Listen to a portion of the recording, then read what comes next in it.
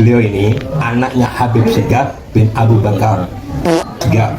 Habib Segaf Gambus. Beliau ini anaknya. Berarti beliau sama cucunya sama Habib Abu Bakar Gresik itu cucu. Iya, Ben?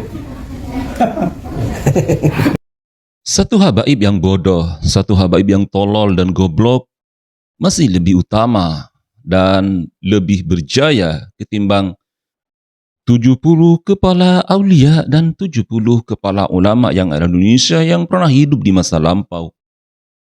Ini adalah sebuah pukulan telak bagaimana orang-orang tersebut yang selalu menisbatkan nasabnya tersambung kepada Nabi Muhammad SAW selalu mempopulerkan cerita-cerita tersebut.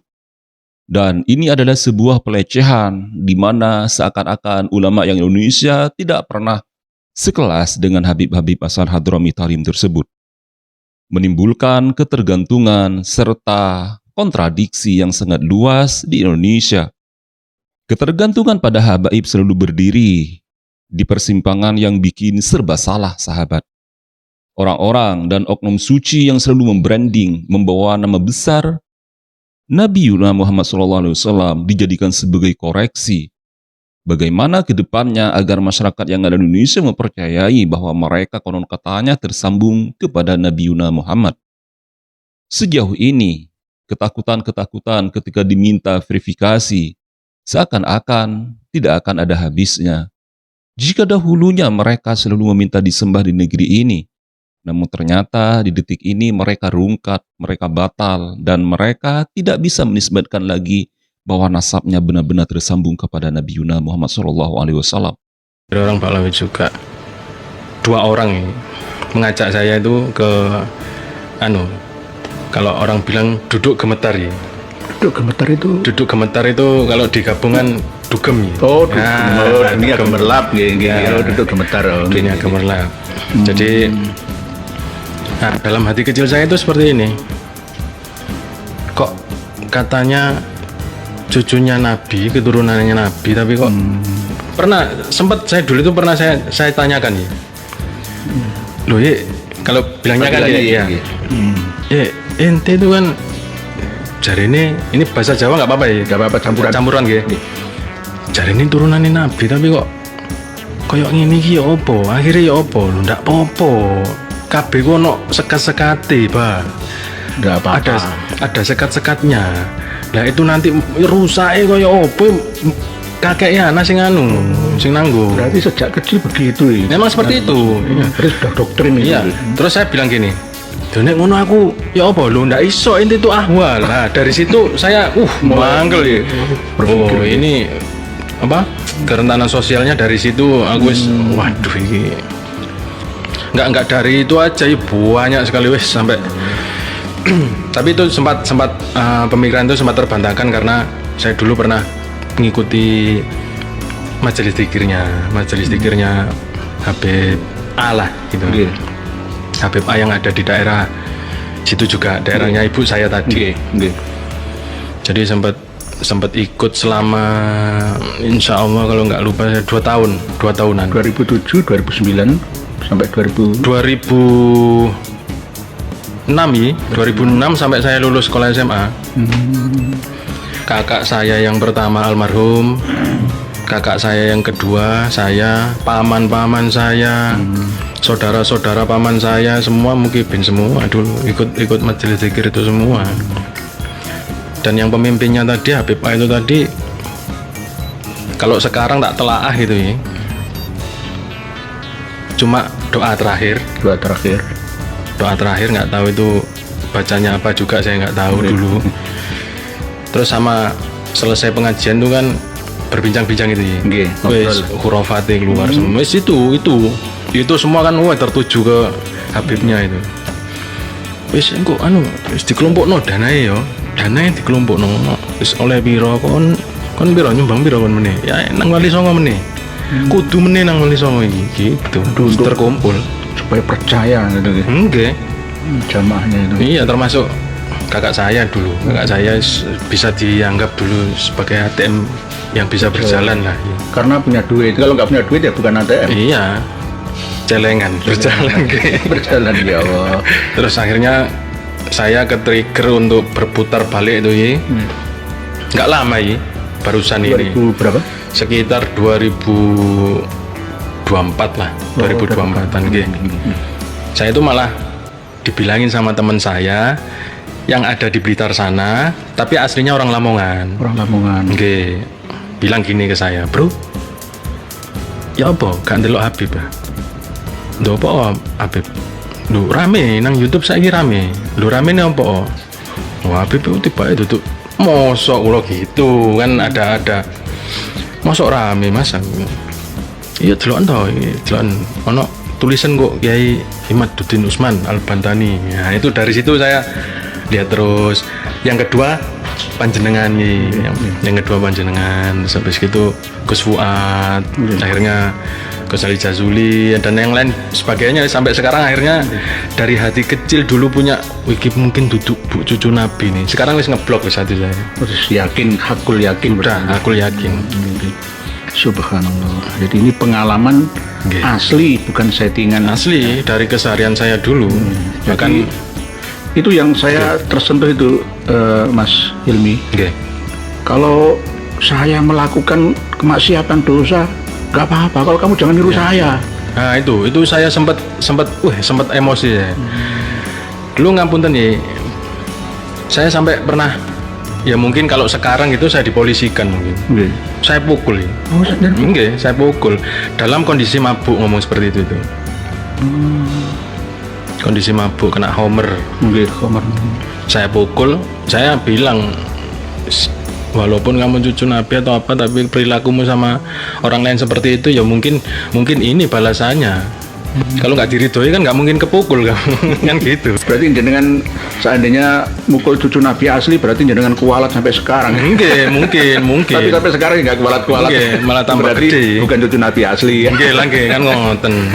Ya Yes, pokoknya benernya seperti itu. Ini sampai sekarang pun ini tadi saya sowan ke tempatnya ibu, alhamdulillah habis ziarah ke makam-makamnya leluhur sama bapak sama kakek nenek. Kalau ibu kan sampai sekarang masih di Nyamplungan nih. Nyamplungan masih. Nggih. Masih sugeng nggih? Masih sugeng, alhamdulillah. Jadi 2 hari saya di Surabaya itu ya ketemu lagi sama teman-teman bala. Tapi gimana nyapanya? Bro, masih Mukibin apa enggak, Iya, Bro? bukan Om. Om ya. Om, ya Pak Om. Kok Om Salim sih dicium itu tangan saya. Enggak apa-apa cium ayo, Po. Sama-sama manusia juga. Kan gitu. Tapi kalau jenengan misalkan saya lihat itu dedekan jenengan ya kayak fisik panjenengan body itu ada hubungan mungkin dengan leluhur yang mungkin dari Mas gitu. Kalau jenengan kan Mas Hilmi gitu. Nggih. Berarti keturunannya Asy-Syaibani Ali Drisi yang Ndresmo, Winongan, sebagian Pasrepan, Kanigaran itu kan Mas nih, Nggih. Raden Mas Mansur. Nggih. Berarti jenengan termasuk ada hubungan mungkin buyut berapa yang ada hubungan dengan Ndresmo Surabaya, nggih? Alhamdulillahnya kebetulan kayak punya dulu dari cerita-cerita Pak D, Pak Le gitu. Yo mbok nek jadi bocah iki aja anu banget soalnya buyutmu iki wong sae. Sapa to, Dik? Yo Kiai Mas Hasbullah iku sing Ndresmo iku ya buyutmu. Buyut nggih. Nggih. Di Kiai Mas Hasbullah itu punya anak, salah satu anak itu namanya Mbah Ismail, itu kakek saya. Kakek, Ya dari bapak. Dari bapak. Oke. Mungkin begini, untuk yang menurut saya nggih, yang utama dari semua. Dan umat semakin berterima kasih kepada Kiai Haji Imaduddin Usman Al-Bantani yang telah menjungkalkan klan Habib Ba'alwi, sahabat beriman. Dan di satu sisi ada rasa hormat yang diwariskan secara turun-temurun. Figur habaib yang semakin digandrungi di Indonesia dianggap penjaga tradisi, simbol keteladanan, bahkan jalan pintas menuju ketenangan batin. Tapi itu dulu. Sekarang banyak orang merasa mengikuti mereka adalah bentuk aman dari kesalahan. Namun itu dulu.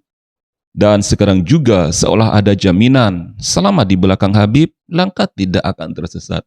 Namun itu dulu. Kini dengan adanya tesis dari Kiai Haji Maduddin Usman Al-Bantani, membuka mata, pikiran, dan tidak lagi mempercayai cerita-cerita hurafat, dan agar mereka tidak lagi membranding nama besar Rasulullah Muhammad SAW yang selalu dicatut dalam setiap media-media dakwahnya. Inna lillahi wa inna ilaihi roji'un.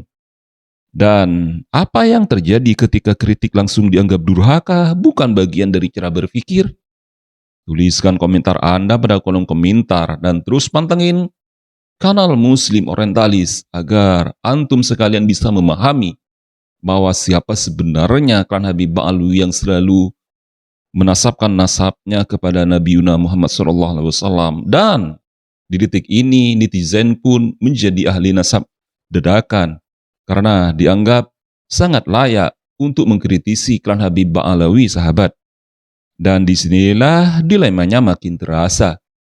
Kenapa? Karena menghormati tak ingin dianggap sebagai melawan, tapi mempertanyakan takut dicap kurang iman, dan dianggap paling kurang ajar bagi siapapun yang mempertanyakan siapa klan suci yang dianggap paling suci di Indonesia sehingga marganya adalah orang nomor satu di Indonesia dan oknum-oknumnya yang bermain di belakang ini adalah hal penting yang tidak perlu diungkit kerana publik.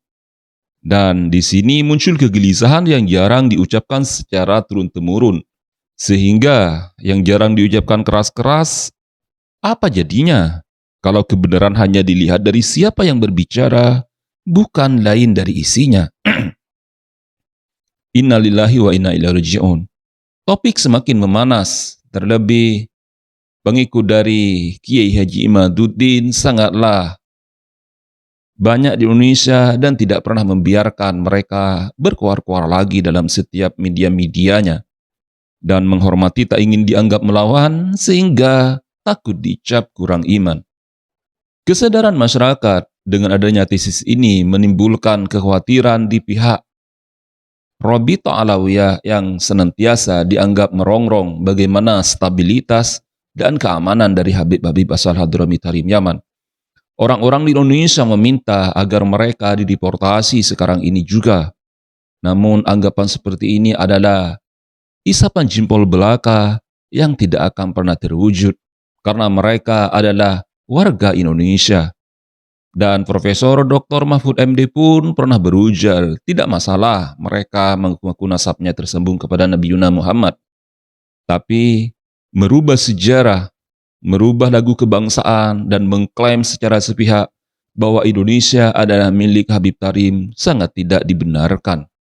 Itu adalah menurut Profesor Dr. Mahfud MD yang merupakan jargon kebanggaan warga Madura, sahabat beriman. Lebih rumit lagi ketika gelar dan pengaruh mulai bercampur dengan kepentingan. Akhirnya banyak yang memilih diam, sahabat. Bukan karena setuju sepenuhnya, tapi karena ragu untuk berbeda. Di ruang sunyi, itu ketergantungan tumbuh pelan-pelan tidak terlalu terlihat, tapi mengikat. Mengikat kepada siapapun yang mempercayai bahwa Ba'alawi adalah benar-benar orang suci, yaitu marganya diakui di seluruh dunia.